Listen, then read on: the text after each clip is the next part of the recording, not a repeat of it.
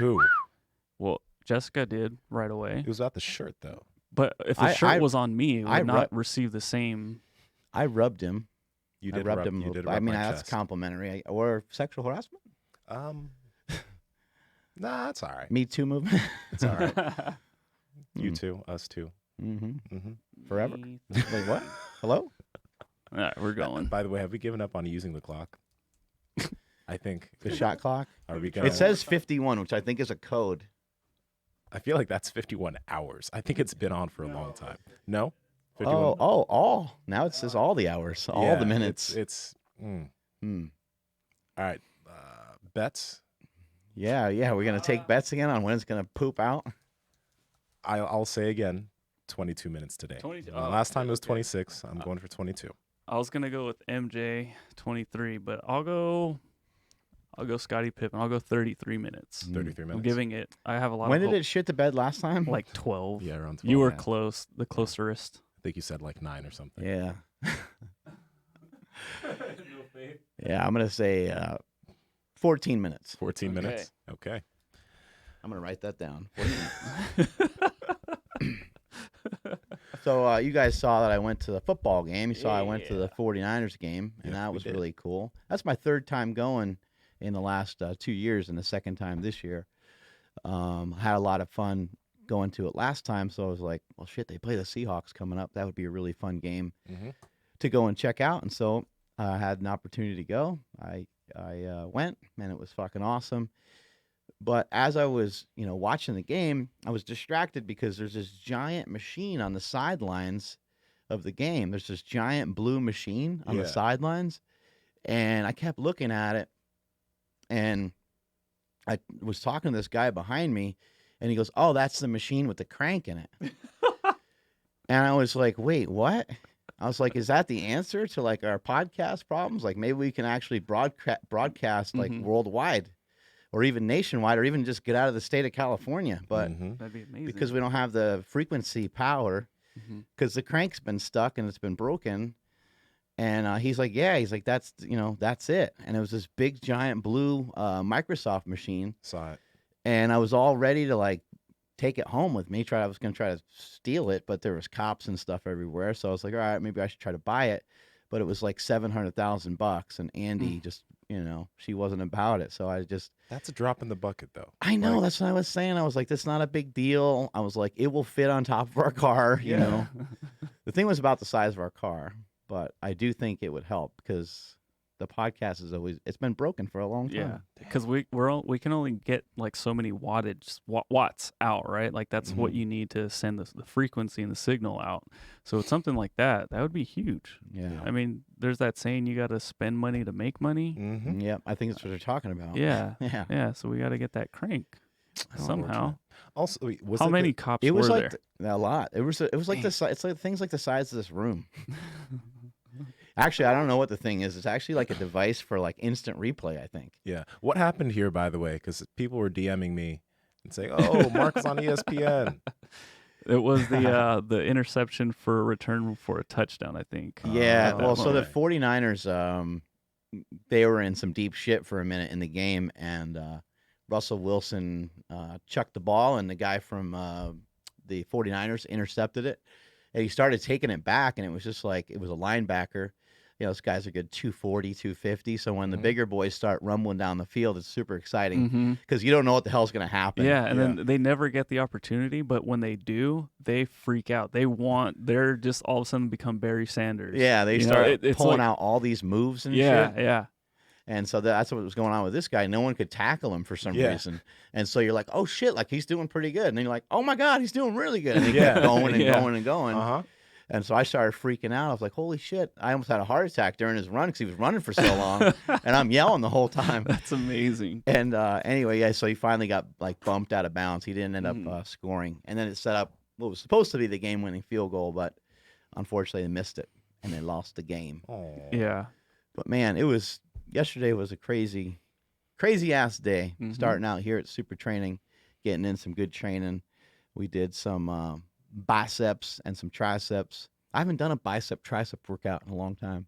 You like pairing them together like that, or you usually do something different? I love putting it together. It's always fun. Yeah, we did pretty good for ourselves. We did some close grip bench. Was Tyler here with you guys? I heard he was going to be working out with you guys. Oh man, that would have been good if he was here, but he wasn't. Okay.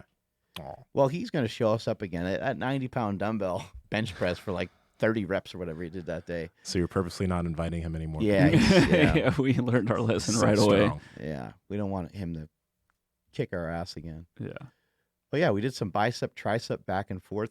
Do you like working opposite muscle groups, or do you like kind of getting a pump and staying on the same muscle? I like opposite muscle groups. I like that more than like doing a bicep and a bicep or whatever, just Right. because like it allows me to not have to take too much of a break between. Right. You know, if It you does do save time. Yeah. Exactly. If you do like a push and a pull, you could do that push and then you can go straight to that pull and you don't really need to take a break. You could just go back and forth. Right. But if I did like a chest and a shoulder, man, I'd be burning.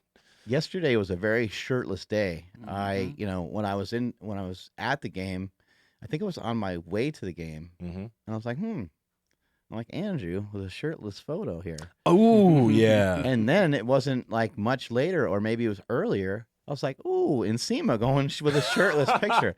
Andy's like, you're next. You gotta post a shirtless picture. But after the workout yesterday, Andrew and I worked on some bodybuilding stuff. I'm just trying to get him more confident and more. Dude, like, yeah, he's looking awesome. Just trying to get him more confident, more comfortable with having a shirt off, and more comfortable with the stuff that's working, and more comfortable with the stuff that he's still holding on to. does And this so- man not realize he has pumpkin delts? Like, you have pumpkin delts, bro. Mm. Like, you a lot of people don't have shape to their delts. Yeah, Look at you, bro. I don't know where those came from. Mm. Like, to be totally like I don't. Yeah, because I remember you had mentioned it like in the past, and then the first time I took my shirt off, Mark like right away went straight to my shoulders, and that's something I've definitely always wanted. I want big shoulders, big traps. Yeah. I want to look like weird in a shirt, right? Your traps are also popping out here, too. Yep. Yeah. Dang, man. So, but no, it was crazy, dude. It was. We did a full-on fun. kind of pose down, and I think maybe 2 weeks ago I had him pop his shirt off at the end of the workout too, just to be comfortable with it, and just to have a lot of body awareness. And so we even went as far as to like tug on like whatever the fattest parts of your body or lower back is. Again, just not to sound too weird, but you're just trying to find like, dude, like where are the weak points? Like let's just talk about it. Let's just figure it out. Like what's the good stuff? What's the bad stuff? How do we make the bad stuff look a little bit better? And how do we make the stuff that's already good look even better than that? One of the tricks to bodybuilding, I think, is to, you take the areas of the body that are good, biceps, triceps, things like that might already be good on somebody. Mm-hmm. And why not lean into those a little bit and build them up a little bit bigger? Then it makes everything seem a little out of proportion to whatever's going on with your belly, or whatever might be going on with your love handles, or whatever the thing is that you got. So that was some of the stuff we were working on, and I gave him a little speech too. I had him kind of walk away from the mirror for a minute, because I noticed that he was kind of having his head down, and he was a little shy about. There was a bunch of other people in the gym too, and when you have friends in the gym, you're just waiting for them to start making fun of you and talking shit. And I think he was probably in his head thinking about how he's going to respond to some of that stuff. So I had him walk away from the mirror for a second and turn himself away from it. And I just said, dude, you're a different person than you were months ago. You're a different person than you were 2 years ago. And so when you turn back around, be a little more confident in yourself. Hold your chin up high. Don't look to the side, and don't look down like you're anxious or nervous. Just be like kind of happy, and you have a new body to flaunt, new body to show off. And how you carry yourself can actually make you look leaner. How you carry yourself can actually make you look better. If you have your shoulders slumped and you feel sappy, then other people are probably going to feel that way with you. You know, so it was great. He unloaded a double bicep pose, and we did some poses from the back, and we worked on some these stuff. pictures on your phone, Andrew? Because I haven't. We seen took them. a lot of video. Yeah. Ooh. We I got know, but Josh is definitely fired though. He kept turning and rotating, so like, when you try to go widescreen or whatever, you can't see what the heck's going on because he flipped it the other way, and then your phone's always spinning. But no, we got tons of photos and video because he was just snapping pictures the whole time. He was spinning while he was recording. Yeah, he was. He didn't stop recording. So like he wouldn't hit stop. He just record and then wait, let me do this, and then he wait, just let me went, go back. "Aw." Josh Sedlich? No, Josh Kim. Oh, maybe he was That's trying to interesting. snap. Maybe he was trying to snap pictures during the video. Maybe. Weird. I don't Josh knows what he's doing Yeah. usually, so I guess he might have just been high yesterday. I absolutely appreciate it. Even if it is messed up. No, We got no. None of that bullshit, Andrew. Dude, Andrew, We're gonna he punch. messed up. We're yeah. gonna punch him in the dick. I Andrew, can't wait. you look really good, bro. Thanks, when I saw dude. that yesterday, I'm like, what the fuck has this dude been talking about for the past few months? You got another picture that you can just slide over here to Nsima Yeah. I'll or hook it to your phone or your something. arms I are can big. email myself. Yeah, You've gotten good definition of your forearms. You have a good chest. Like everything's damn. Like Everything just- was really good. Yeah. And even like, so he has some fat around his belly button, but even Uh-huh. that's like super minimal. It's gonna go away. He has a little bit of like love handle side thing going on, but that's really minimal too. There Mhm. really wasn't much. I mean, there really is not a lot of fat going on. I think there's like fat in areas that you haven't even really thought about yet. Because like his legs aren't lean, but that takes a long time for some people, right? Yeah, that's just time. That takes a long ass time for some Yeah. people. And so when he was flexing his legs, though, he's got lines in his legs. He's starting to get veins in his calves. I mean, it's really cool. It's cool to see. And the message here for people that are listening, we're at 9. We're at 9959 again. Hold on, let It me- happened wait, early in the wait. day. 11 minutes. Oh, man. We didn't make it very far at all. I think maybe that's it then. It can't get over 10 minutes. I guess But not. see, the thing is, when we walked in, it was at 51, Yeah. which means it was at 51 minutes. I think so. What? But who even turned it on? Well, when I power up, so it could be the We got to the- spend that $700,000 on that Microsoft machine. We have a Patreon, right? We have that. People can just order some stuff Oh from my Perfect God. Keto and Quest and Yes, somebody, Piedmontese and help Please us out. help us. Damn. Really? Okay. Yeah. Nah. There's no hope. Anyway, Next I time think, I'm betting lower. No longer. yeah, I know. Me We're too. not I was doing like, so I'm good trying to over go. here. I had faith in it. We're on a and it- losing streak. Oh, Let's not say that. No. Okay. Don't say those all right, words. all right. Sorry about that. yeah. Sorry. I was bummed out for a second there. Sorry about that. Didn't mean to talk that way. Yeah. No, but like, the lines in the legs and all that stuff, that's just time. That's just years. Mm-hmm. I know a guy, you guys probably know him. He's Chris Elkins or whatever. He's at Fitness Guy on Instagram or whatever. Mhm. But like 4 years ago, he's been lifting for a long time. He never could get his legs lean. A few times of like getting lean and getting bigger and getting lean. Now his like lines won't go away. Right. So that's just time. I realize that this is like this bodybuilding talk is a weird thing for some people that haven't experienced it before. But the message here is that if you want something, you can go after it and you can go get it and you can make changes really fucking fast. Mm-hmm. So even in terms of legs, like if you wanted to have some good definition to your legs, simply thinking about it and simply working on it, it will happen. It might take a while. Yeah. It might take some time, especially if you're bigger. It's gonna, might take a while. But that's what happened with myself in terms of look at the back. What Look at the back. Dude, okay. I can already tell that his back is like a strong point for him. Yep. A few more years of training your back, like that already looks great. And then your rear delt's like, whoa, dude.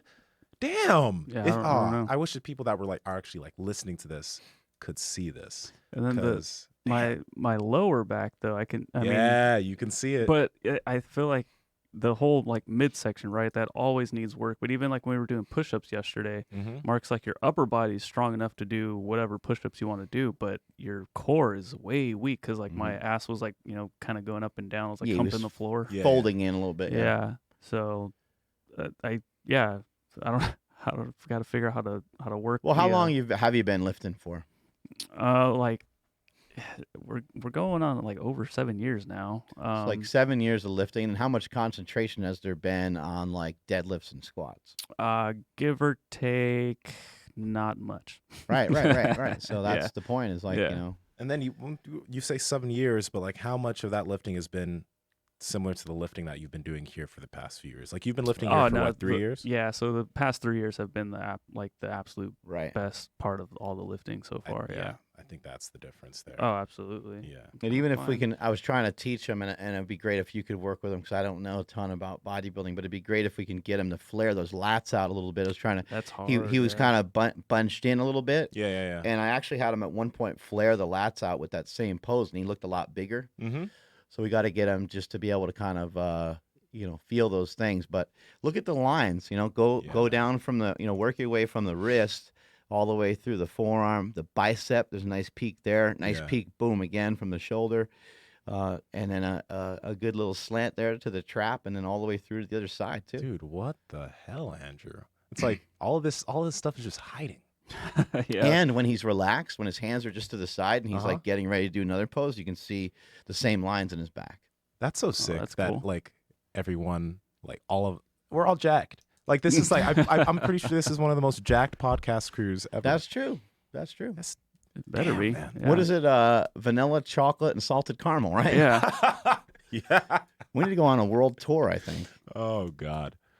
Oh man. There we go. Posing down. What? Yeah. And then Dude, I could yeah, get. you got lines in your like left quad. Now you're just gonna figure out how to flex those quads. But bro, Yeah, I was having a really hard time flexing my right leg. Hey, he's never really messed with flexing his quads No. before. dude, what the hell? This is crazy, man. I've been working, man. I know Yeah. you've been working, but damn, like, I just every time I've said this so much, and people are gonna be mad at me for saying this so much. I find it so funny that a few weeks ago, literally just a few weeks ago, I can't get abs. Well, I still don't. I mean, I Dude, know your I abs have, are there. Now you that's can't the- say anything. Don't even say That's anything the most about it. definition I've had, but And you're gonna get more. I've- But damn, I'm happy for you, bro. This is insane. yeah, like see me. For me, I see. And let me pull this up over here. Like I see that's very much obviously abs, right? Like Yes. there's no question about it.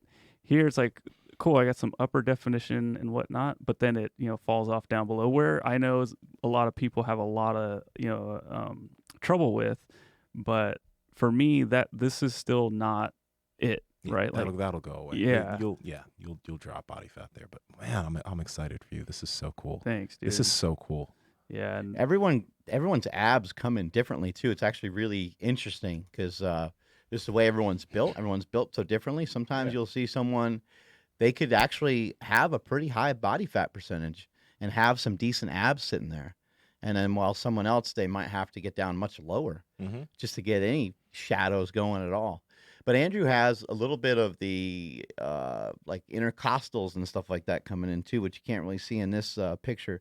But well, you can see a little bit. But that's kind of the main thing that he's kind of has going on. And then through the actual midsection just isn't firmed up quite yet. But you've never done it before, so it's no surprise. right, yeah. But I definitely have to thank you, Mark, for the pep talk and stuff. One of the reasons why I stood there for so long is because this dude's about to make me cry. He's just like, you're no longer that like weak, frail person anymore. Like that person's in the past. Like they're gone now. And I was just like, oh shit, Mark. Like, Can I have a couple moments? Yeah, I myself? wasn't ready for that one, but I turned around and I got to say goodbye to the skinny fat person and look in the mirror and be like, holy shit, this is a different person. You know what's interesting? Like, okay, so I think everyone that listens to this show knows that you can change your body and you can make adjustments and all that type of stuff there. But I think we have such strong beliefs that like the person we are, we can't change that. Right. Or that it's like a problem to change who you are. You know what I mean? Like, oh, I'm going to be like, this is how I've been for all my life. And I'm going to continue to be this way, whether it's like actions you take or just certain things you do. We find it so difficult to change ourselves, or we think some people find it even negative to change yourself or change who you are. And I don't understand that. It's like, if you know and you can see that there are certain things that you do that aren't the greatest, why is it that you feel that that's a part of you that can't change, you know? Does that kind of make sense, or am I being too confusing here? No, it makes a lot of sense. If you think about somebody that's into like partying, someone that's into like smoking pot, and someone's into drinking, and that guy's the man, right? Like everyone likes him, everyone gets along with him. He's got this great personality, but it's like, does he really have a great personality?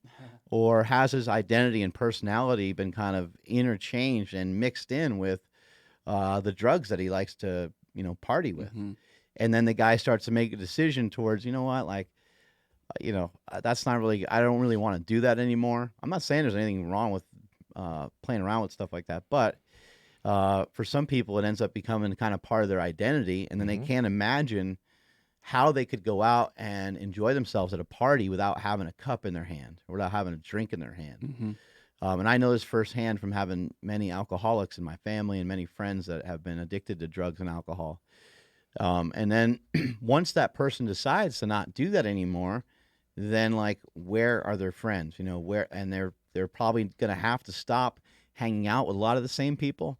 But not only will they kind of have to stop hanging out with some of the same people, they won't want to hang out with the same people, and the same people won't care to hang out with them because there's now this gap, you know, kind of like when you have, it's very similar to when you have a baby.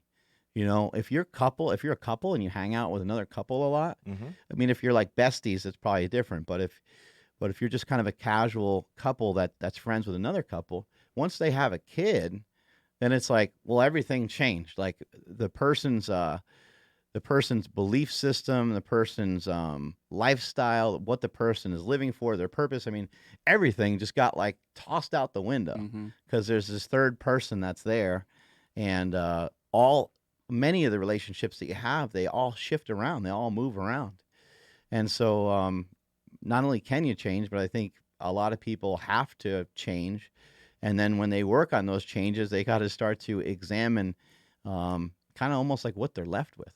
You know, because it can be really scary for some people that are trying to quit or trying to. I know Rosemary in our office, she went on 100 days of not drinking at all, and she, you know, drinking is part of her lifestyle. She enjoys to have some drinks here and there, and she went on this kind of 100-day kick, and she's like, I don't have the same friends I had when I started, and it's not because anyone like turned her back on her or anything like that. It's just, what are you doing with those friends that you usually drink with? You're usually meeting them out for a drink. And then when that's not there anymore, it starts to become different. Yeah. That's, you know, like, I mean, I look at you, right? I've known you for the past, I don't know, 3 years or whatever that you've been here. I don't know what you were doing beforehand, but there's a stark change in like you being here, being around everyone, lifting here, working here. It's like, I mean, you can probably attest to the difference of a person you are. Has anyone that was in your life before, that was playing a big part of your life, are they not in your life anymore? Has that changed? They're all gone. They're all gone. Literally all gone. It's I don't want it to sound like a sad thing or anything, but I don't talk to anybody from high school. The friends that I made after high school and stuff, they're all gone.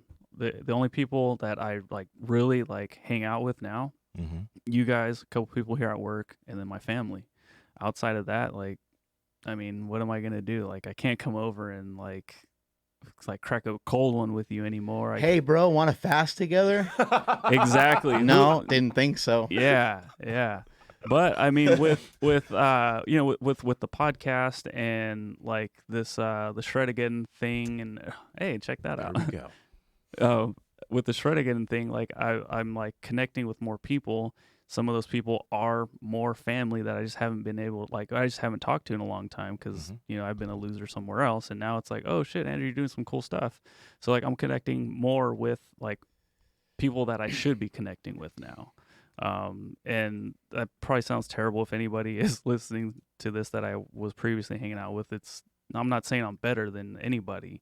I'm just saying that, like, I just, like, I can't do the same things I've done before. And on top of that, my family has grown, you know, like I used to not have a kid and now I do. And just like what Mark said, you know, like I remember being in my 20s and when somebody would get pregnant, it's just like, oh, you guys blew it. Like now we can't party. Like we can't hang out anymore because you got like kid stuff to do. Yeah. And, you know, again, that was a different person, you know, talking about changing and becoming someone new. Yeah, it's totally different. Yeah, I don't. Like I said, it's you guys and family, and you know that line gets blurred because you know I hang out with you guys so much that it's like I you know you're the sum of the 5 people you hang out with the most. Yeah. So I want to be jacked, and I want to be Nigerian, and I want to be rich. So yeah. I'll take some of my blood and I'll inject you every now and then. But I can't piss hot though. Oh, so, why do you need to go there? Huh? No, but dude, like what you just said there, I feel like that's tough for a lot of people because if we all were to just like look at the people that we really see ourselves wanting to be, and then we look at the people that we spend a lot of time with, you know, a lot of the times like sometimes that's just not congruent. Like there's no similarity there. And then you really got to think like, ooh, how do I do this? Like if I want to be this person and this is my circle and no one is like remotely heading in that direction, how do I get rid of, like, I don't want to say get rid of, but how do I adjust and, find a way to move in that direction without these people that I might actually care a lot about? Yeah, man. That's some scary stuff. Yeah, because especially like if you've been through a lot of stuff with like the people that you're just talking about, like you call them brother or whatever, you know what I mean? Like you've been through thick and thin with each other. Yeah. And like I've been through like divorces with people, I've been through my divorce with other people. Like they helped me along the way. And so it's like, we've built some crazy bonds, but like, I think it just all goes to the, like becoming disciplined. Like I am more disciplined now than I was then, but I'm so disciplined that I'm willing to let go of this relationship because I'm like hyper focused on a new goal. Yeah. And then, dude, just you kind of look around and you cut the fat out, right? And that's just, unfortunately, sometimes the fat is somebody that you're close to, but you realize like, okay, they're just not, like, I'm no longer that same person that was close to them. I'm a different person that's not as close to them anymore. Yeah. And it becomes a little bit easier. I went to a party within the year, and there was people there that they started talking about their prom. And, they went, I'm from New York, so I didn't go to the same schools they went to and stuff like that. But I was just totally and completely shocked at how much stuff they remembered. It was one person after another reminiscing, and just like they were so pumped and so excited to talk about these times. And I was like, I don't remember fucking shit from high school. And I thought it was really lame. I was listening to them talk, and they're like, oh, remember Brian so-and-so? He did that sick dance, and everybody stopped. And everyone's like, oh, shit. They're like, oh, yeah, and then we were smoking weed, and those two got into a fight or whatever. I was like, oh, my God. Like, this to me sounds like the biggest loser story of all time. And these are supposed to be like the quote-unquote cool kids, I'm like losing my mind just listening to this. I'm like, oh my God. I'm like, this sounds terrible. Yeah. I've been around like I have a bunch of older cousins. I'm actually one of the youngest on both sides of the family, but he and his like former classmate were like reminiscing about this similar stuff, and I'm just like, dude, like they're like professional students. Like they always go back to like whatever that time. Yeah. They all went to the same school as Jason Khalipa actually. But different times, but still, that was their peak. Yeah, and that's what I'm saying. I'm like, don't want to peak. But like literally everything was like, oh, do you remember, blah blah blah this year and da da da, and then it was always like, yeah, I think I'm still gonna go back. Like why the fuck are you gonna go back to school again? Like, I guess there's reason for it, but there's a lot of passion when you said that. Yeah. Well, yeah, because I'm just like. Again, if it was the highlight of your career, then you're gonna never want it to end. But that was the thing too, is like they ended the conversation being like, oh, things will never be like that again. Now we're just all fat and old. And I was like, everyone's like in their early 40s.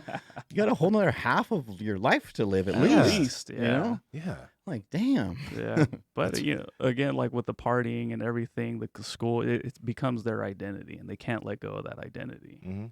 Which is impossible for some.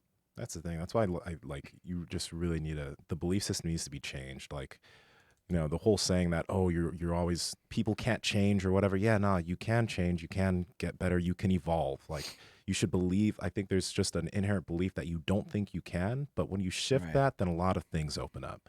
I do not want to be the same person I am this year, next year, the year after that. No. I just want to find ways to get better and just keep moving in that direction.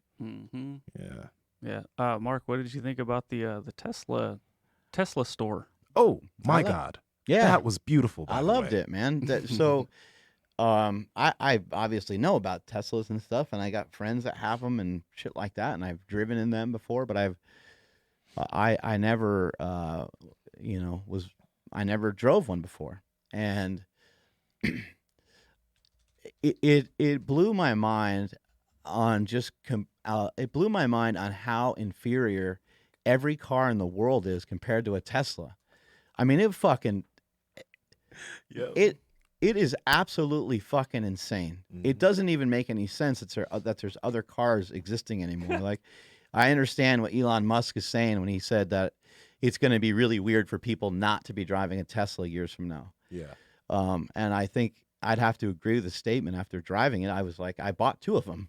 I was like, I bought 2? Yeah. I was like, fuck this. I'm like, so I'm getting rid of my Lincoln Navigator, and I don't know if I'm going to get rid of the other car or not. We'll figure that out. But like, I was just like, I got to get one of these. Andy's like, I do too. That's why it's surprised me for years. Like, you were buying all these cars, because a Tesla is my dream car. Yeah. So I'm like, wait, why doesn't Mark have a Tesla? I just never really knew about it. And then moving out to the country, which really isn't that much further away, but I am guzzling a lot of gas, and I find myself, barely making it to the gas station sometimes, because sometimes I'm like, screw it. But I'm not realizing, it's an extra 8 or 10 miles this way, an extra 8 or 10 miles that way. And by the time I make it to the gas station, I'm completely on empty. And that's kind of why I started looking into Teslas in the first place. But yeah, going to the Tesla dealership, and it was insane. And the lady, that took us through everything. She knew everything about the car and showed us all the features of it. You don't have to turn the car on. It just knows that you're in there. Yeah. And it doesn't sound like anything. So you're like, is this thing, like, you don't even know if it's on. Like, is this thing on? Even just the gas pedal itself, pushing the gas. So most cars, they rev up to a certain amount of like RPMs, and then it shifts, right? And automatic cars, they shift. So it goes, and then it goes back into shifting, and it will be a little lower, and it'll go back and forth. But coming out of a turn, or if you had to stop for stop sign and then, going to make like a left turn or something, there's a little bit of play in there where your car has to shift into the next gears, Yeah. This thing doesn't do any of that. That's so weird. It doesn't waste its time fucking around with any of that. It just goes from wherever it was to however fast you're pushing it.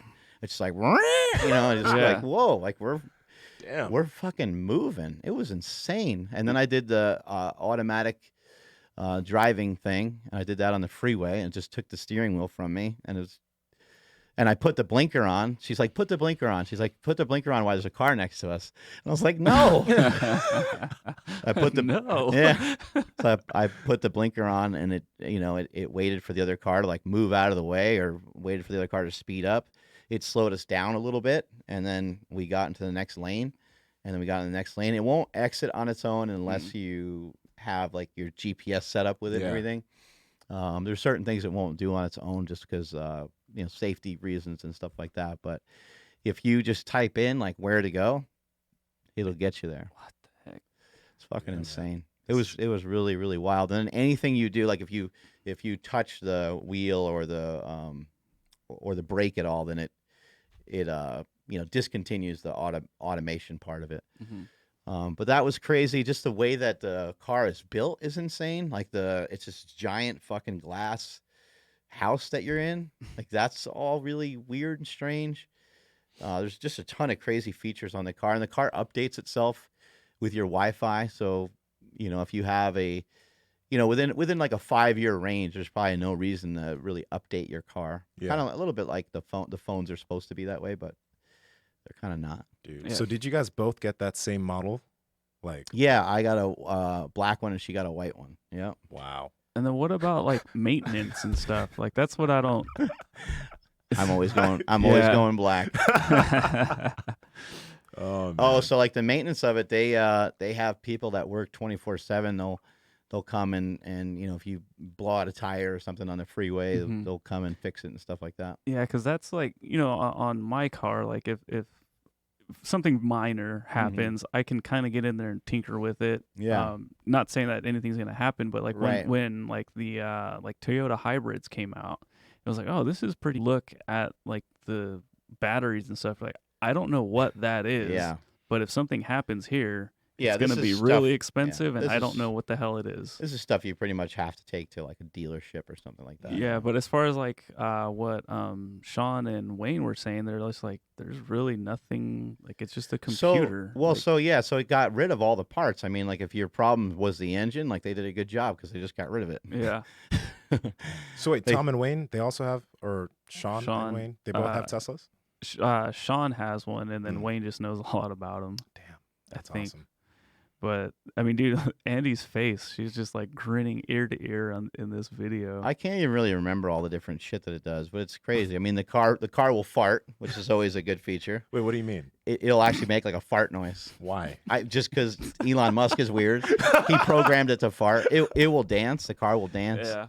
Put music on, and it will like wiggle the tires back and forth, and the doors will go up and down and stuff. What the hell, man? The door will raise and lower as well, or the car will raise and lower as well, just for preferences. Yeah. You know, if you want the car just to sit a little bit higher because it's kind of easier to get in and out of, you can have it do that. And then when you hit the freeway, it kind of goes back to normal. Wow. Yeah, it does all kinds of weird shit. The woman at the store was saying, like, they think they're just a few years off from the cars just driving, right to your house from the dealership. Like you order it online and so just And then it shows just up. shows up in your Yeah. driveway. Yeah. Like, yo, what's up? Dude, Dang. man, Take me for a spin. that's so Yeah. dope, though, to be like, oh, dang, these are awesome. Let's grab two. Like, let's just get two. Yeah. That's great, man. I'm happy for you guys. Yeah, That's we, good. That's exciting, dude. we were excited about it. That machine right there. That was for Griffey. That was a noodle making machine at the hotel that we were at. Did you see that thing? I didn't see it. Yeah, it has Oh, I gotta go all the way nope. over. Oh, no. It what was happened? oh no. Where'd it go? something Did it weird. literally just expire? No, Oh, okay. It might. There Oh, there it is. Oh, The too noodle far. making machine? It has Let me turn this it on. has like udon noodles in it, like some Asian something or other machine that you can get food from. Yeah.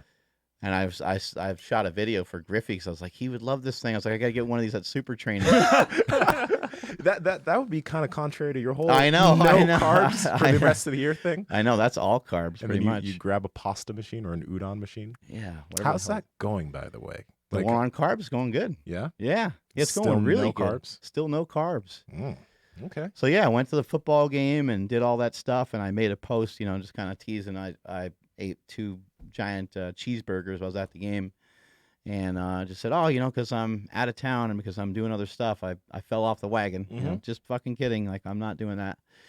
And so I, at the game, like there was a lot of options in terms of food, because of the way this like VIP area is set up. You have tons of access to hot dogs and hamburgers and if I didn't have access to that, I probably would have just fasted at the game or something like that. Yeah.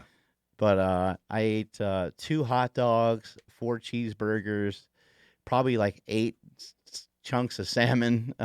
Salmon? They had salmon at a game? They have sushi and shit there. Yeah, Niners games are on a whole nother level. Really? They're on an H&L. H&L. yeah. Yeah.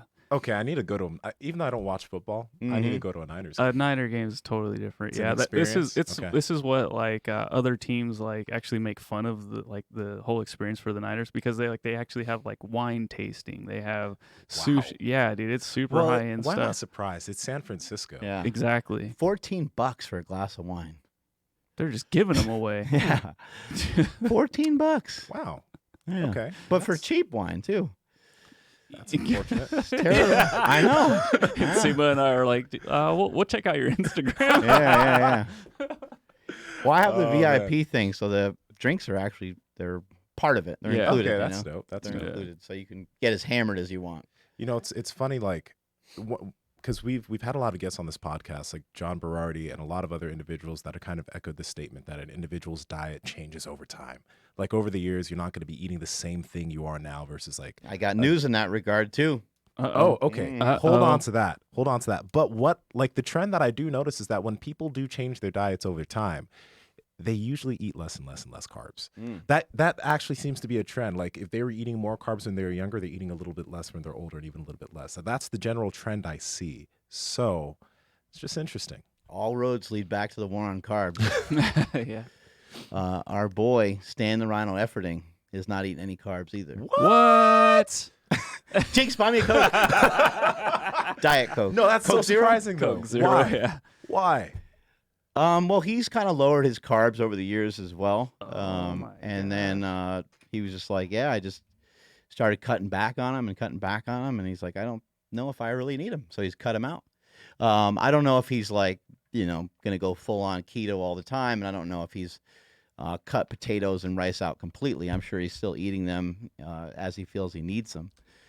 But I think he's kind of I think he's understanding that like there's really no reason for him to still try to train maybe as heavy, still train heavy, still get a good weight on his back. I mean, you still see the guy squatting 600 pounds and stuff. And I think probably just a few weeks ago, he saw it squatting 600 for maybe like 4 or 5 reps or something like that. Jeez. So he's still really, really strong. And he did mention, because he's lost some weight and that he's lost a little bit of strength, but he's really just trying to be healthy. He's really just trying to feel good.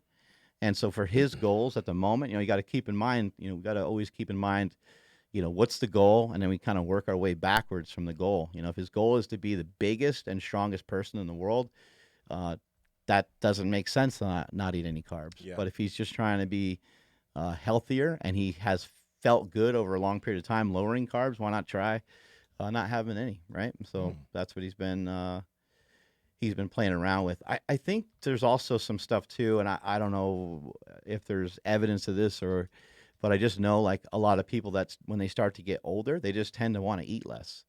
You just tend to want to eat less and less, period, not just less carbs. If I think back to, when I was a kid, my grandparents, they would eat like twice a day, maybe 2, maybe 3 times a day. They were all kind of small meals. And I remember my grandpa, he didn't even really like to eat. Just, I think, Stan's not 80, he's in his 50s, but I do think, years and years of eating, for a long period of time, you're probably just, and especially him with the bodybuilding background and powerlifting background, trying to force himself to be big, probably just gets, sick and tired of stuffing all the meals in. So not only is he doing a little bit more of a ketogenic diet, but he's also utilizing intermittent fasting. And these are like both things that I've talked to him about a lot. And we talked about reasons on why to use them, and he agreed with it. And he was just like, I don't know if I'll ever mess with that though.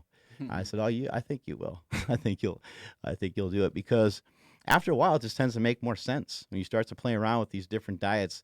I mean, I say it over and over again. There's not a diet that compares to the feeling that you have when you're on a ketogenic diet, in my opinion. And you might be able to get another diet right. You might be able to lock it in just the right way with the right amount of exercise and right amount of food.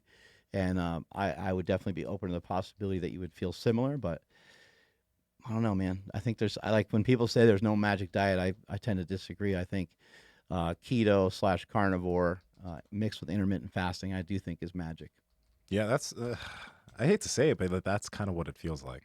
It's just like a few years ago, I would like not think I'd be speaking like this in any type of way, with any type of diet, but like, that's the thing. Personally, it feels fine. Y'all should try it out. If you don't like it, you don't like it. But I wonder, how long's he been doing it? Has he said like any difference he feels with adding fasting into what he's doing, or has it just been so new that I think he's just been doing it for the last like 2 or 3 months, I think. Oh, okay. Wow. Yeah, I don't know if he's been doing it that long, but I think he would have discontinued it if he didn't like it. So he's obviously digging the results so far.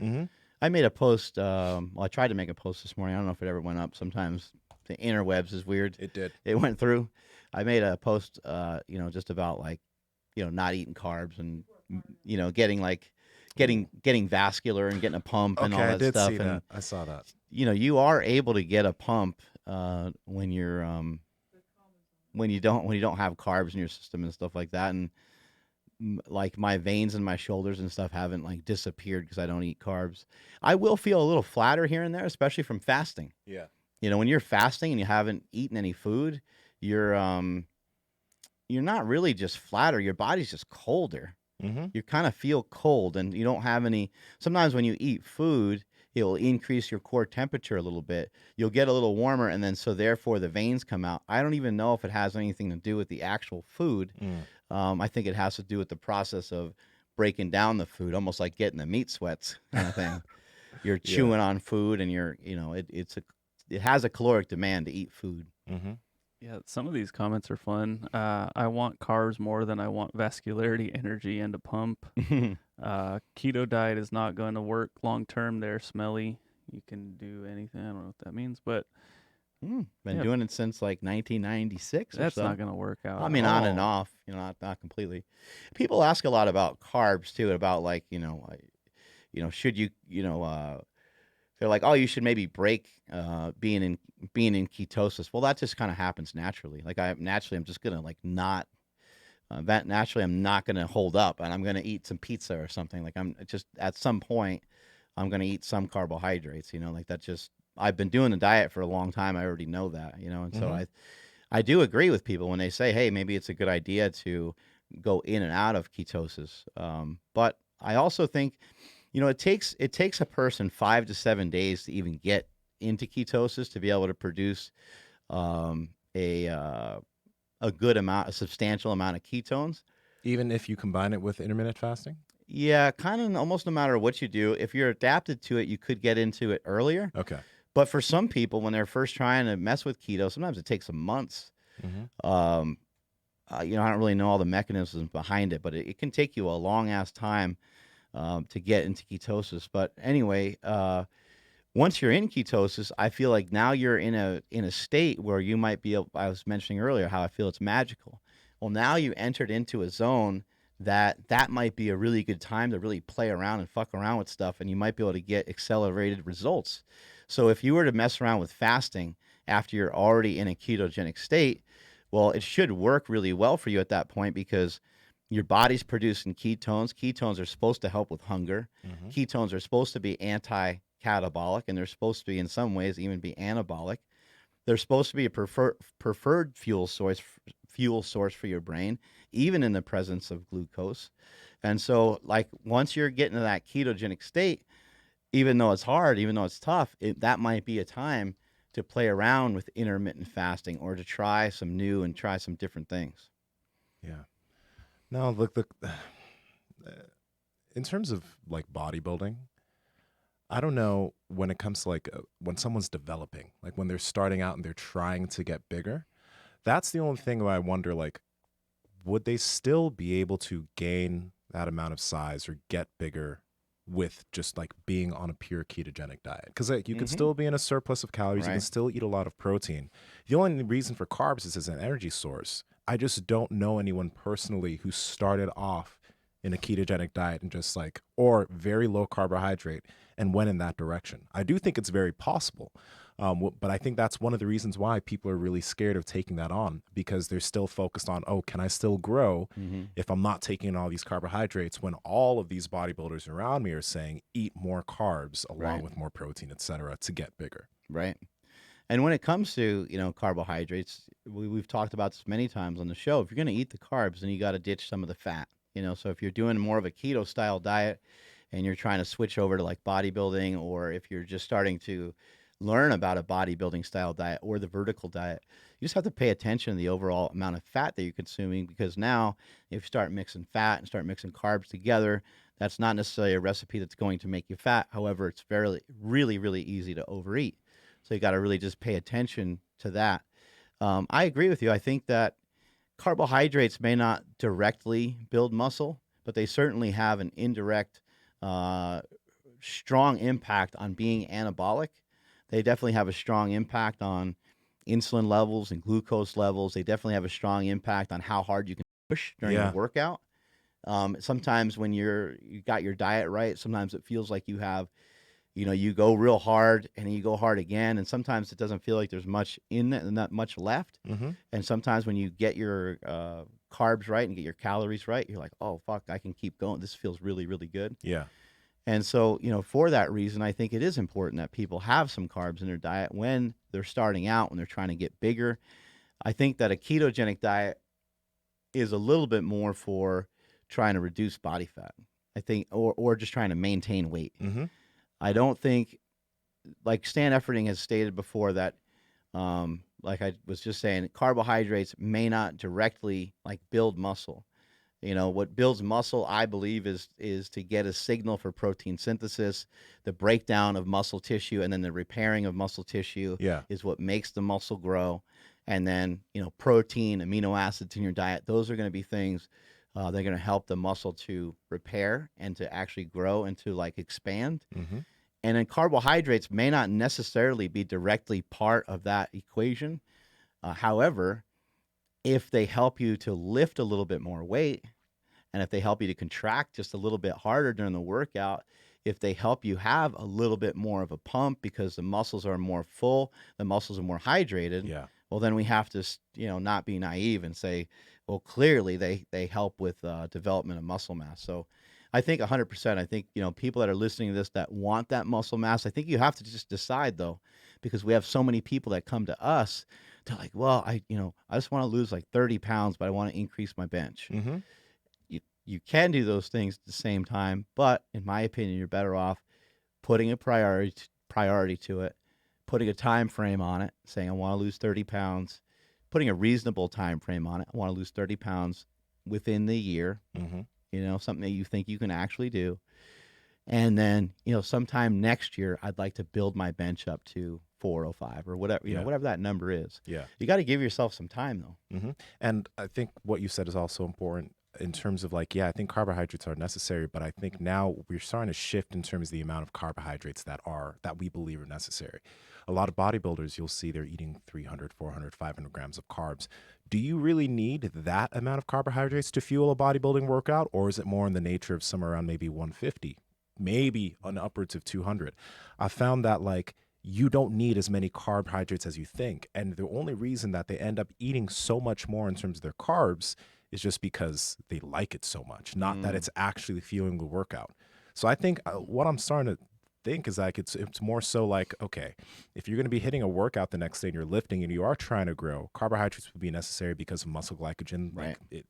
Glycogen is stored in the muscle, but I don't think that you need 300 plus. You could get away with, you could probably even get away with 100 and have a great workout. Yeah. You don't need as much as you have. And then if you're only eating 100 to 150 grams of carbs, you'd still be able to eat a lot of fat in your diet. It wouldn't be a ketogenic diet. It'd be more lower carbohydrate, but you don't need as many as you think. And this is an old CrossFit statement. Eat enough carbs to support your workout, but not so many carbs that you get fat. Boom. Whoa. Right? That's, and then how do you find that number? Well, you'd have to be disciplined and toy around with it and be honest about it. You can't just be like, well, 700 carbs totally worked for me, right? Just check. I already got that number. I think a lot of times too, we in this podcast so far, we talked about beliefs. Sometimes people have beliefs for themselves that aren't necessarily true. They'll say man, I only react well with, 500 grams of carbs.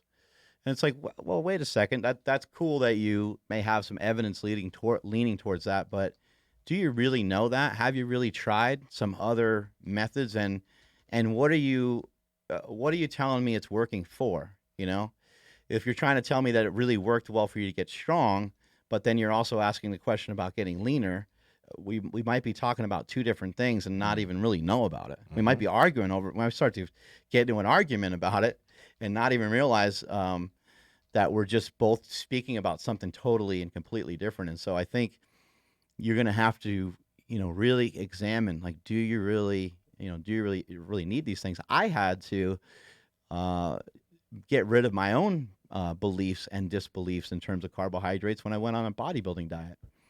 Bodybuilding diet worked great. If we're just looking for just pure evidence and just going off of what has worked, I've never been leaner. I've never been in better shape than I was for the bodybuilding show. And that was with carbohydrates, but also it was at still a very minimal amount. And I actually wonder if I might have even still been in ketosis because of how much exercise I was putting out. But when I look back at the time commitment that I had to have towards that diet versus the time commitment I have towards the diet I'm doing now, the time commitment is way, way less.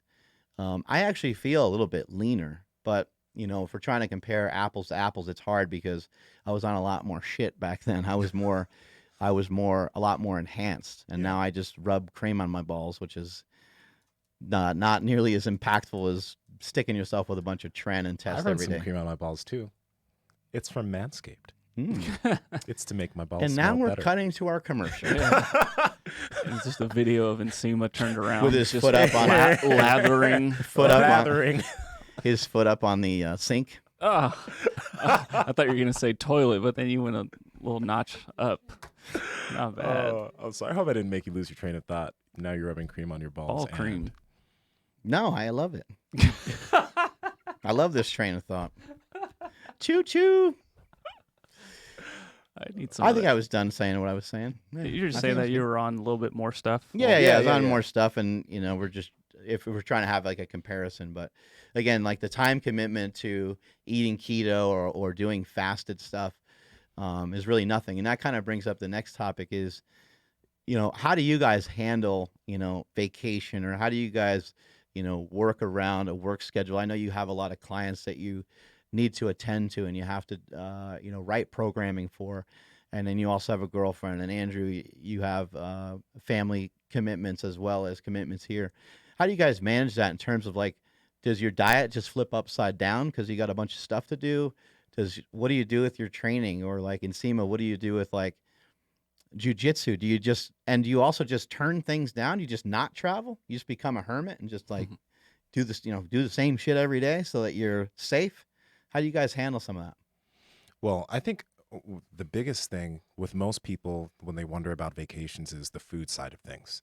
I think that like whenever it doesn't make a big difference when like I go somewhere with my girlfriend or something, or we go on a cruise or whatever, because there's always options for things to eat that aren't gonna like mess me up, but are still really good. First thing is like fasting does really, really help out on that because, when we went on a cruise, I think it was like a 4 or 5 day cruise, right? There would be a part of the earlier part of the day I just wouldn't eat anything. And then I'll just eat a lot later on. But even the food choices I'd make, there would be some carbs or whatever, but I don't have to eat all of the pasta or bread or whatever. There's still a lot of amazing food there that was great. And it didn't feel like it was taking away from my vacation at all. So I think that, when taking a vacation, you probably should have an idea of what you're going to do and like the food that's going to be around you. Some ideas ahead of time, right? Some ideas ahead of time, because if you're going out somewhere and it's not a cruise, there's always going to be restaurants that you can go and eat. You can always order different things on the menu. And then I think a great thing about fasting is that since you're not eating throughout the whole day, even if you choose to have a meal that like would typically be a little bit irresponsible, like some pizza or something, you weren't eating during the whole day, man. So even if you have some of that pizza and some other stuff that you don't typically eat, right? It's not, you haven't eaten so much that you're 1,000 calories over maintenance or something like that. You're still safe. So I think it's easier than people give it credit for when it comes to the food side. It seems hard. Maybe it adds a level of stress in there. And then you're just like, one thing I would advise people against too is, don't kind of do like just a hand wave and be like, oh, I'm just going to fast. Still have a plan surrounding that, because just like, if you're traveling and you're with some friends and stuff and they want to like go eat, and it's like, well, now you might be kind of trapped, Yeah. And so you're going to have to develop, if let's just say you were fasting, you were like, oh, I'm just going to fast, screw it. But you prepared some food, you brought some food with you.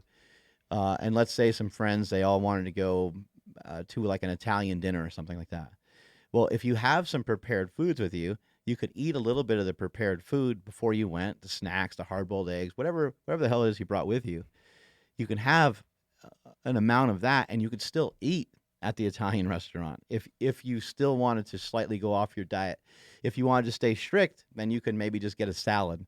But at least you're still being social. At least you're still part of it in some way. But just trying to like, I think people need to really try to plan out, what the fuck's coming next, and then audible from there, and not allow just the fact that you are on a trip or on a vacation completely sidetrack your training. Maybe you're started a new training program, and then now you're traveling to Detroit for something. Who the hell knows what it's for, right? And then you're just gonna like, for let's say Saturday, Sunday, and like Monday, you just decide like you're just not gonna train at all. As long as you work that out ahead of time, I think it's fine. But just to come back and be like, oh man, I got to get back into the swing of things because that vacation really wiped me out. It's like, why? Well, I don't understand why it wiped you out. You knew it was coming. Like, what's so stressful about it? I do understand, like, sometimes people fly really far, like flying to fucking London or something like that. And yeah, there's going to be like some lag time, but about all this stuff, where you're going. And a lot of times with vacation, you like happily plan it. So then why are you bitching about it? Why did it throw you off? You're the one who set the date for it. You're the one who set up the flights. And now you're too tired to get up to the early flight and stuff. Like, a lot of it is just being a total sissy, right? And you want to try to have more of a championship mindset for it. And I think that nothing should change. Yeah. Nothing should change. You like to bench press on fucking Monday, then you should be bench pressing on Monday, whether you're here or you're in England or wherever you are. And if for some reason you're like, you know what, fuck the plan, I'm not going to do it, I'm actually on vacation, I'm just going to chill, that is totally fine. But I suggest that you plan it out that way.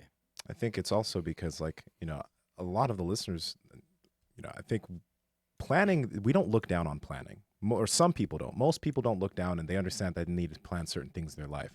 But a lot of people aren't used to planning things when it comes to their exercise or when it comes to their nutrition.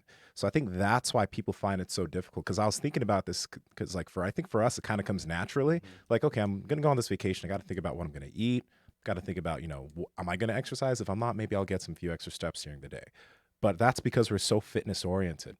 I think the thing is like, since you don't think about this all the time when you're on a vacation, you already don't want to think of a lot of things. And the last thing you even want to put any effort towards is thinking about your food and your expenditure and your exercise. But that's going to be important to do. Like, that's where you need to shift your belief system and like be like, okay, this is kind of important. Let me just put a little bit of effort into planning for this so that my vacation's good. When I get back, I can get back on what I'm doing. And it's just to make it easier for yourself. But yeah, I think for us, it's just so easy. Like, when I think about this, I'm like, how is this not easy for people? But it's because it's not that important right now to a lot of people. Yeah, and I think this is why I'm urging people to plan it. Like, I might not even like write this shit down necessarily, but I think a lot of people listening to this they should take that extra step to write it down, because it's stuff that you don't want to do, and for some reason you wrapped it in your head that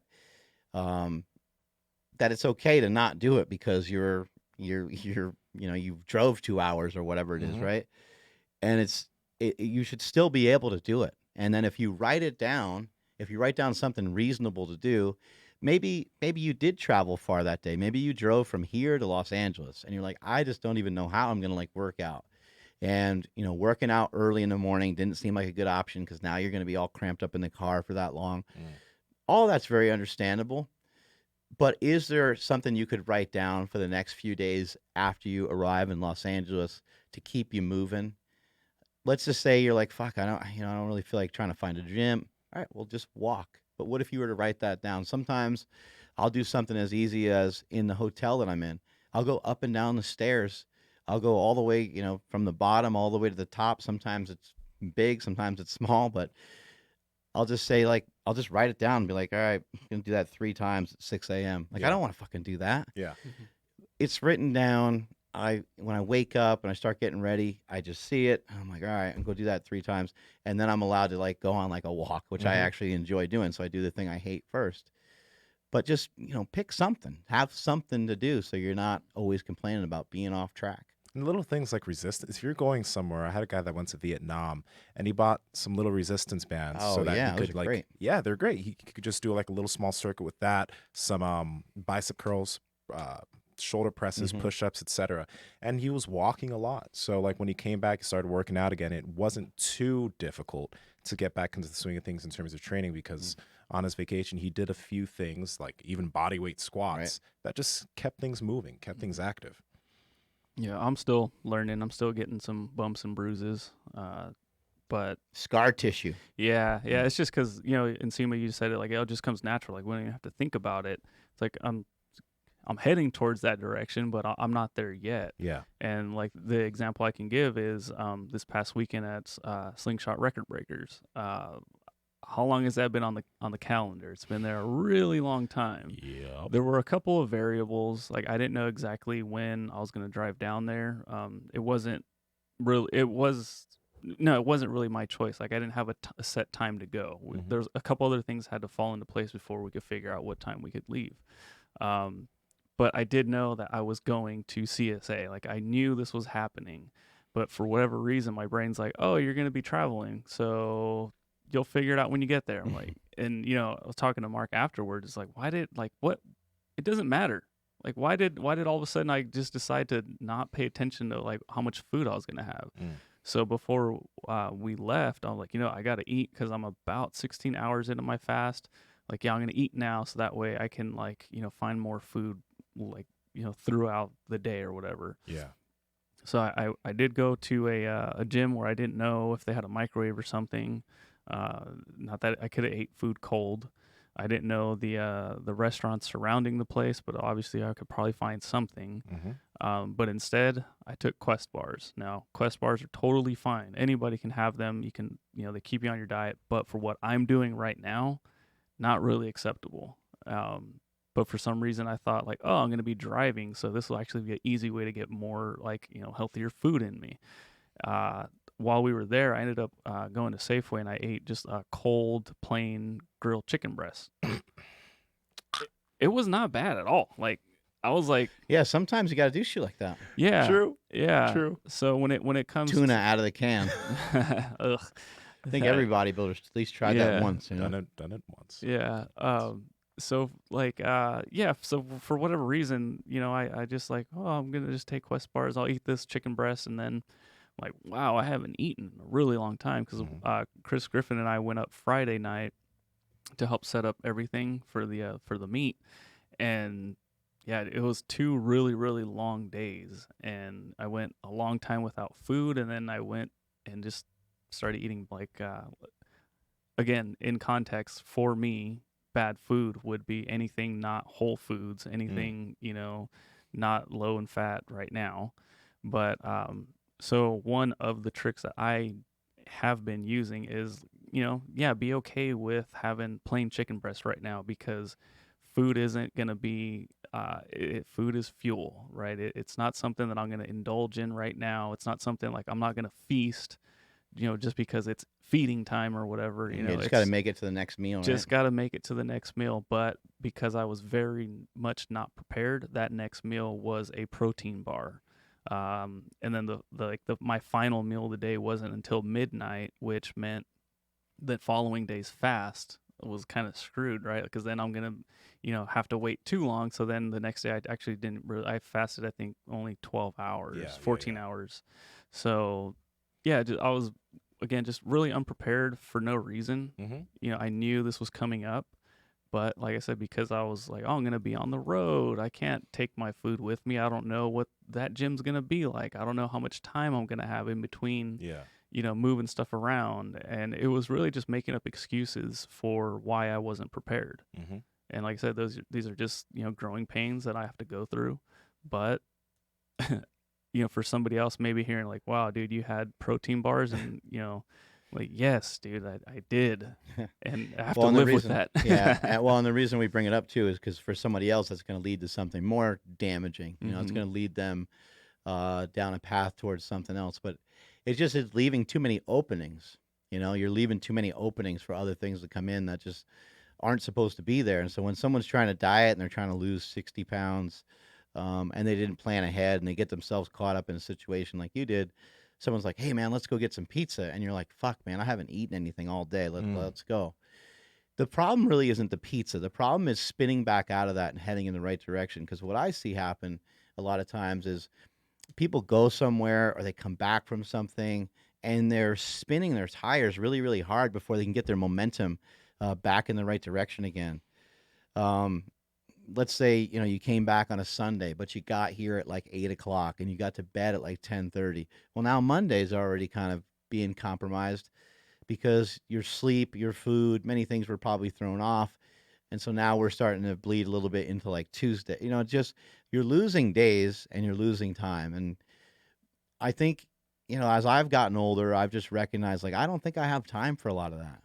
Like there's still a lot more things I want to do. There's a lot more things I want to accomplish. And I can't afford to be like losing days. If I think about the competition that's out there, you think about, a team like the New England Patriots, like everyone always talks about like, hey man, you slip up a little bit against the New England Patriots and you're done. Yes. Or you slip up against Bones Jones, like you just get into a weird rhythm where you keep dropping your left hand over and over again at a certain moment. What does he do? It kicks you upside your head and you're out cold, right?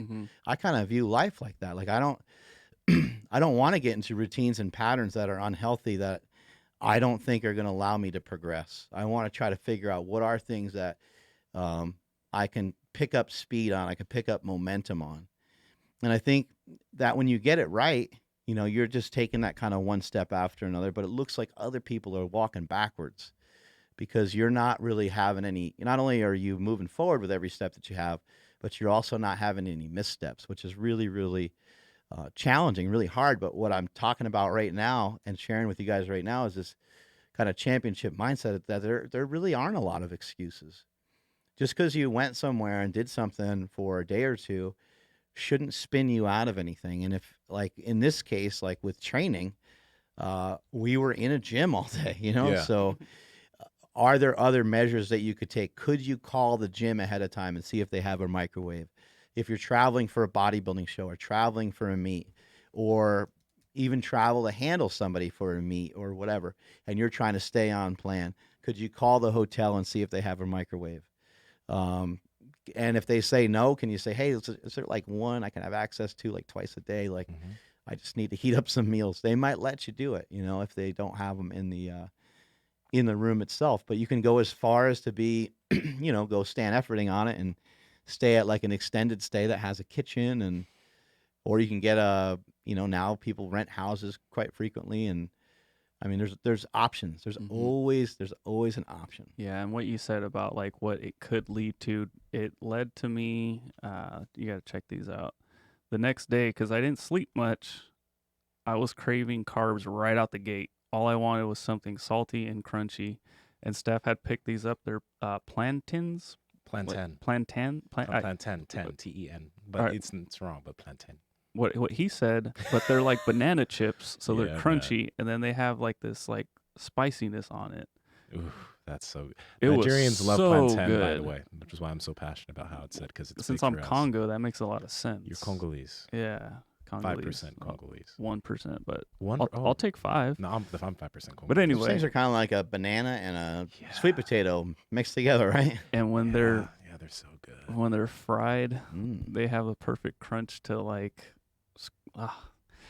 Anyways, I ate way too many of those, so that's really what I'm most upset about this weekend. Is I ate probably like half a bag of these, and it's not a small bag, but yeah, and I mean, and I can blame that I didn't sleep much. That, you know, I got Friday night I got like 4 hours of sleep, and then Saturday night I got enough sleep, but like I didn't go to bed till like midnight.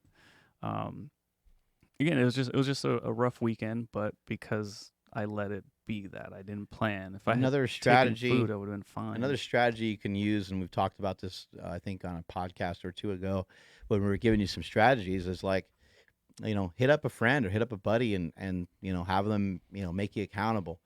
Like, just fucking hit somebody on the arm and say, hey, man, like, we're going to that contest together. Like, I got to be on point with my diet. Can you, you know, yell at me? Like, you know, I'm going to be there on Saturday and Sunday. I'm going to be there all day. And like, I know you're going to be there too. So, you know, when you see me on Wednesday or Thursday, yell at me and make sure I'm prepping my meals and shit, you know, like, yeah, that's a good call. Yeah. Just, you know, or say, you know, let's train while we're up there, you know, let's train while we're here, train while we're there. I have certain things I've done over the years, that have helped me a lot. And they're just like, when I travel, just to completely get rid of any anxiety of like lifting or trying to figure out where to go or any of that shit, I normally just don't lift. But I understand that ahead of time. And so if I normally lift 4 or 5 days a week, I'll still try to get those 4 or 5 days in, regardless of whatever gap of time I'm gone for. When I go to Bodega later this month, and I'll probably be there for almost like a week for Thanksgiving, I'll do a bunch of other activity, and I'll probably still hit a gym, you know, here and there. But I'm going to know going in kind of what I'm going to do. I'll have a decent idea of how many days I'm going to be there for. I'll have a decent idea of like what gym I can, you know, there's certain gyms around. There's a few that are closer. There's a few that are further away. Yeah. And I can make time commitments towards, you know, some of that shit. Or there's a lot of hills I can just like run. I think one thing that Andrew kind of like, I don't think he said it directly, but the way he was speaking reflected it. And something you said too is like this weekend, Andrew, like you said, you could have blamed the weekend, but it was because of your lack of preparedness. So you kind of took responsibility for that. And like, it wasn't because of the weekend, it was because of you. I think that's another kind of shift that we need to make.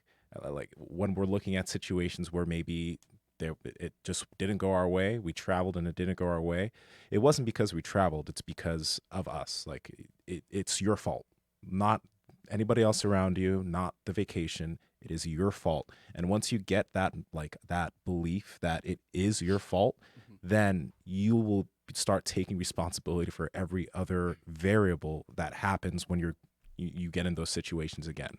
You know, I think that makes a big difference. Yeah, and it propelled me the other way pretty strongly. Like the next day was my mom's birthday, and so Mexican family, like, hey, what are we doing? Like, oh, we're gonna eat. I'm like, okay, of course.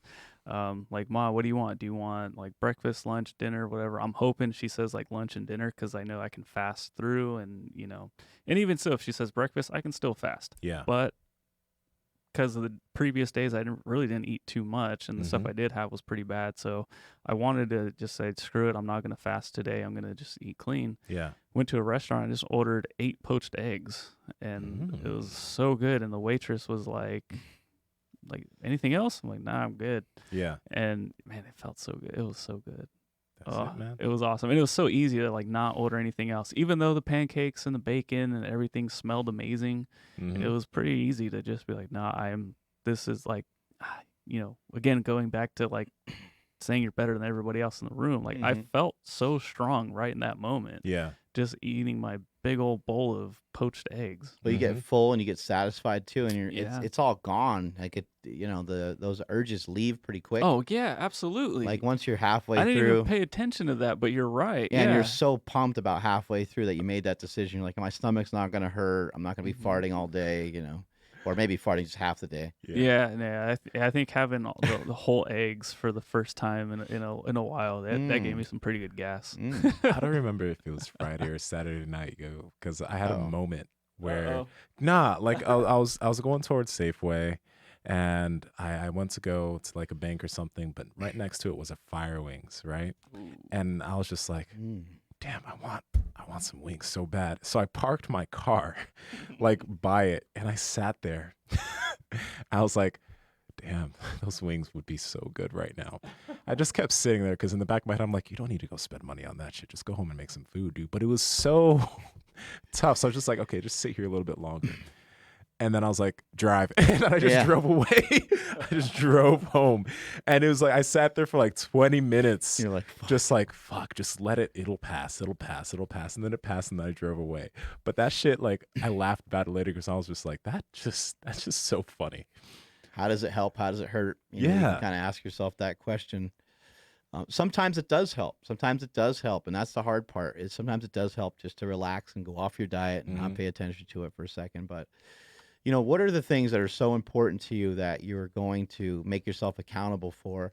And then how do you make yourself accountable for those things? If you think about like things that you have in your calendar, things that are on your phone, things that you have certain time commitments to, you probably don't miss those things. But like, why are we so quick to write down a dentist appointment, but we're not so quick to write down when we're going to do our next workout? Yeah. You're not going to miss, I realize, a dentist like twice a year or whatever. So, right. But other appointments that you make, chiropractor or something like, massage therapy, right? You're not going to miss those things. The other person is kind of relying on you and maybe looking forward to seeing you there. So then you make sure you're there, right? Why not just do the same thing with your workout? Like text somebody, tell somebody like, hey man, I'm going to be there tomorrow at 8. Oh, you can be there tomorrow at 8? Okay, cool. See you then. Right. And then if you're not there, dude, what happened? Like, I thought you were going to, come in. Like, screw yourself over on purpose. Like, just make it hard. Make it, you could even tell someone, hey man, all next week I'm coming at 4:30 a.m. the whole week, Monday through Friday. I'm going to be there. Now you're fucked. Now you actually have to try to do that. I mean, your friend would understand if you had to, say I can't make Tuesday or whatever, right? But do that to yourself. Just, make the commitment, make it happen. If you're traveling somewhere, you're unsure of something, set something up with somebody so that you're still getting in a training session or you're still going for a walk. or you're still, somehow staying on your diet. Yeah. What else you got over there, Andrew? No, I was just reading some of these comments. Someone says that Nsima needs to shave. I don't know. I just Wow. Does he look I- extra okay, fresh? wait, that's so- that's what threw me way off. I'm like, I don't see an issue with that at all. Wow. What a hater. I know. You hurt my feelings. Just attacking What's you. their name? What is their name? Oh, poor guy, Matthew Lawler. Matthew Lawler. Okay, Matthew. Matthew? You know what, Matthew? You know what, Matthew? I love you, bro. I hope you wealth, health, happiness, and I hope you have a great life. I hope you have a great day. I hope your workout goes great. And I just hope every day from this point gets better and better. Love you, bro. That was great. Hey, man. I want Matthew to do well in life. The only way the haters can win is if they make you hate them back. You know? yeah. Oh, man. Yeah, I'm not going to shave. I'm going to keep it. Yeah, keep it going. Yeah. Yeah, yesterday was awesome. Started out the day with lifting. Got to go to the Tesla dealership with the wifey. Got to pick up some new whips. Excited about that. And then went off to the 49er game. And it was really exciting meeting the strength coach for the 49ers and kind of getting on the field and seeing some of the players up close. And, yeah, it was fucking... That's sick. Yeah, it was an awesome day. Wifey and I had a good time. It's corny to say, but I feel like I have more fun with her now than I did when I met her. We just have a great time together. We spent so much time together. I'm just thinking there's nothing she can say that will surprise me or make me laugh, and she still finds a way to do that, a way to be goofy enough to make me laugh. And I think I do that to her every once in a while too. I say something stupid enough to make her laugh, but yeah, we're still having a lot of fun together. So. Yeah, it was fucking awesome yesterday. It was really cool. Yeah. So this morning I ended up hitting the step mill for the first time. Hey. Yeah, it was really cool. I went yesterday to sign up at the gym, and I just told the owner straight up, I'm like, hey, dude, I just need till the end of the year. Once we get there, we'll see what happens. I'm like, but this is what I'm doing. This is what I'm prepping for. And he was like, all right, I could work with that. And he just cut me a deal that he wouldn't give anybody else. And which was really, I mean, I think, right? I don't know That's exactly what I looked at the how much it and cost. Nsima's I sold stuff like that before at gyms. Yeah, of course, right? Yeah. This deal's just for you, bro. But the pricing sheet or whatever was double what I paid for a month and a half, what he would charge a month, because I'm just this is all I need, in and out type of thing. Yeah. And I was like, by the way, I need 2, because I told Stephanie hey, do you want to come train with me in the mornings when I go to the local gym? Mm-hmm. And she's all for it. So they have a Hell yeah. Yeah. That's great. They have a studio area. So we're going to do some of her beach body circuits and stuff. And then, some days I'll just do the step mill. Other days I'll do both. But I'm excited, man. Today was not too bad. I ended up doing half an hour on the step mill. It sucks, right? Your legs burn? The legs were okay.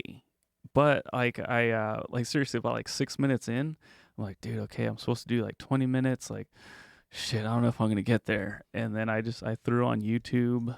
Initially I was listening to an audiobook, but the gym was actually pretty loud, so I couldn't focus on it. So I'm like, I'm just gonna watch something. There's not enough juice in an audiobook. Yeah, there isn't.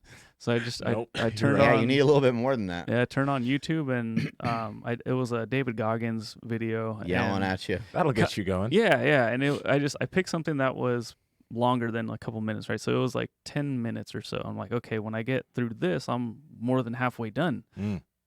And yeah, I kept going. I posted something on my Instagram, and by the time I was done with posting, because that shit can be tricky, it was already half an hour. So I was like, all right, we're good there. I'm gonna hop off. And when I got off, I kept my beanie and my hoodie on. When I stepped off, I was just dripping in sweat. I'm like, oh, this is great. Mm-hmm. But I'm excited, and I'm happy that Stephanie wanted to join in and hang out with me at that gym. So Which gym is it? it's just not any Premier Fitness in Elk Grove. Premier? Do they have a sauna?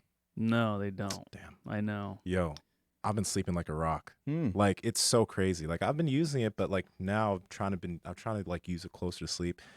I don't like, even because I use this to just track sleep movement and stuff. Every single night that I manage to use it, I barely ever move. And it's like the deeper sleep I get is just amplified so much. It's crazy. Yeah. But that's Usually- beside the point. You usually do it after jujitsu, right? I just try and do it after jujitsu or just like later at night, close to when I'm going to go to bed. I just try to be in there 30 to 40 minutes. And it's crazy, man. Like, What's cool I don't about wake that up is at all. what's cool about it too is now you have like a signal, for your body. Like you feel good with that. That's working well for you. And now that's like your cue. So now like, even if it's partly physical, now it's mental too, Mhm. which is really powerful because you're like, yeah, I did that shit and I should pass out right away. Yep. And wham, look at you, buddy. Look awesome. Yeah, look at that. Yeah, that's what I would call abs. Yeah. They'll come in. Yeah.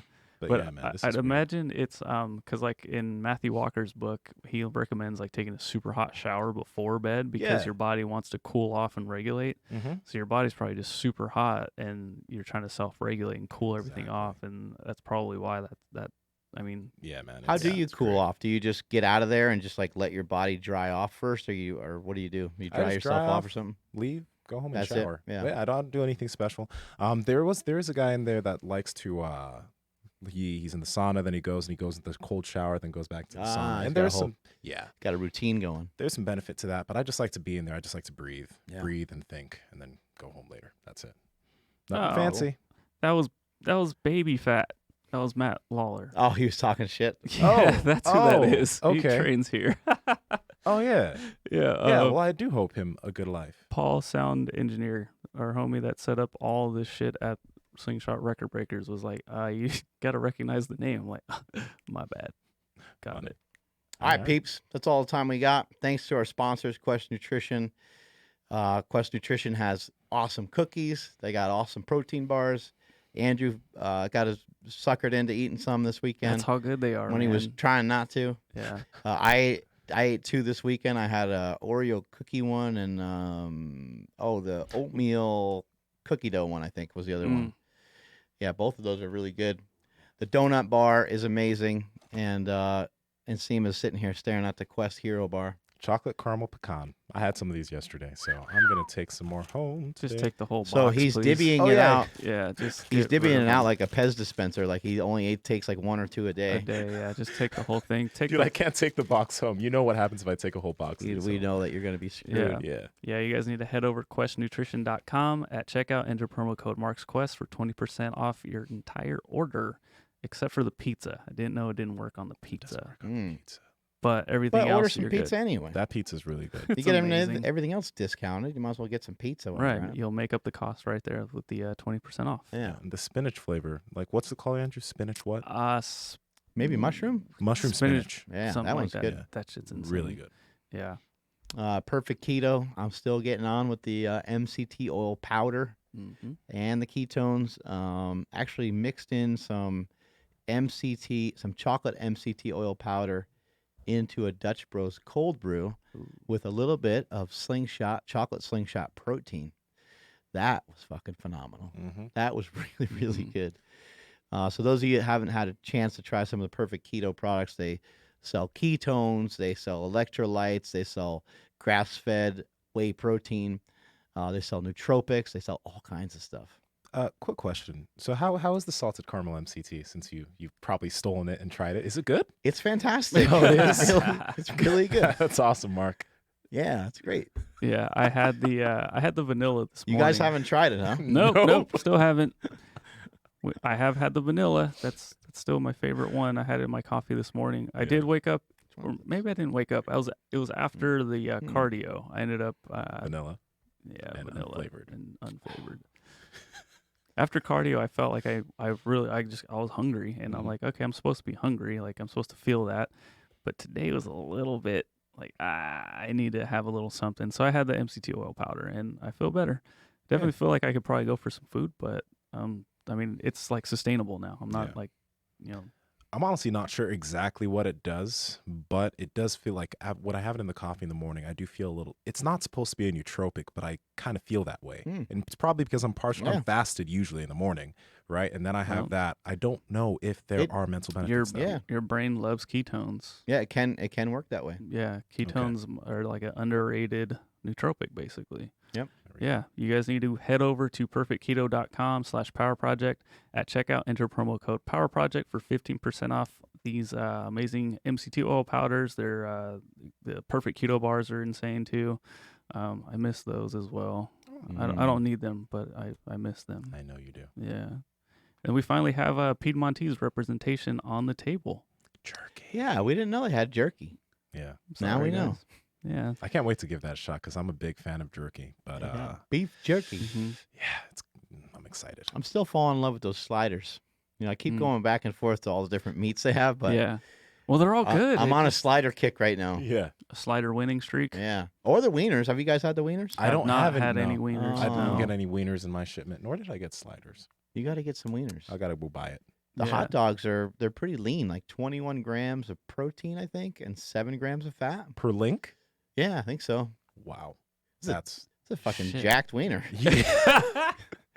There it is. Yep. There it is. Yep. Is it all veiny or no? It's kind of beefy.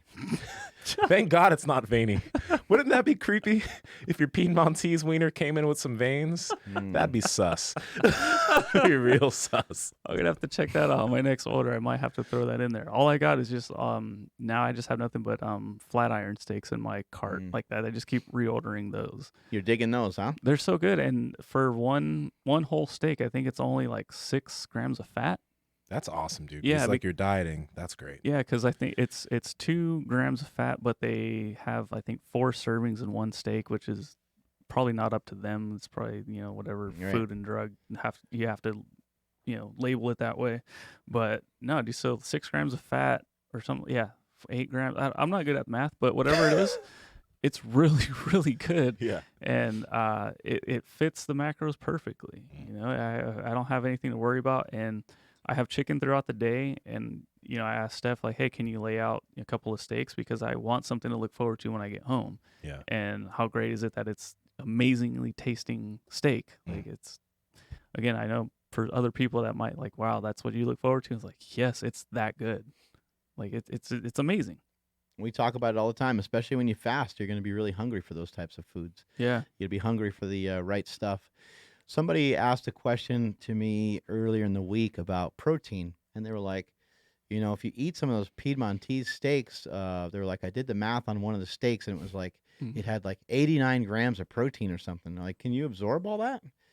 I said, I think your body does just fine with it. I have been eating that way for many years, and I don't know exactly all the mechanisms and all the things that happen inside the body when you eat that much protein like that, but I think if it's falling in line with a protein requirement that you need for the day, I think we're totally fine. As long as you're not eating like 17 times your body weight in protein, you're probably doing okay. And I think that over the years, that 30 grams, people would say, oh, you can only digest 30 grams at a time. That myth has gone away. Yeah, that myth has been it's dissolved quite a long time ago, so it's not really around anymore. So you don't have anything to worry about. Especially, I think now if you were to take 150 grams of liquid protein in out of nowhere, I would say, yeah, maybe like that's going to hurt your stomach, and you're probably not going to digest that great because you're probably going to take in the liquid pretty quickly. And there's also no chewing, which chewing is a major factor in your digestion. So just something to keep in mind. You're going to be totally fine eating these steaks. I've been doing this kind of stuff for years and have always felt really good off of it. And even on a ketogenic diet, the other question somebody had was, will the steaks bump me out of ketosis because the amount of protein is so high? I haven't found that to happen to me either. So get some Piedmontese steaks, man, and dive in. Yeah. So just because I just wanted to look it up so I can be correct. For the flat iron steak, 480 calories, 92 grams of protein, 4 carbs, and 8 grams of fat. Yeah. And that's what I love it. Piedmontese.com, Piedmontese.com. At checkout, enter promo code POWERPROJECT for 25% off your order. And if your order's $99 or more, you get free 2-day shipping. Look at Nsima's face. Huh? Yeah. I don't think I've had a flat iron, though, so that's why it's so shocking. I'm just wondering how large it is now. They're not even that big. No, they're not too big at all. You said 92 grams of protein, though, right? Yeah. Fuck. Dude, it's incredible. These cows are jacked. It's a fucking loophole, dude. It's so good. It's so good. Wow. I know, and it's still tender. Wow. It's Yeah, dude, it's We need to put it. Have you ever seen that African clip meme of that guy that was like, "Wow, amazing." You know what I'm talking about? No, but that sounds great. Okay, Yeah, I gotta find it for you sounds guys. good. Okay, I'll find it for you after. yeah. Where can people find you, Andrew? At I am Andrew Z on Instagram. And Nsima, where you at? At Nsima Inyang on Instagram and YouTube. I won't bother spelling it anymore. I think you guys get it. Yeah, it's everything's in the description too, by the way. Peeps, we have a lot of fun doing the show. Really appreciate you. Strength is never weakness. Weakness is never strength. Catch you guys later.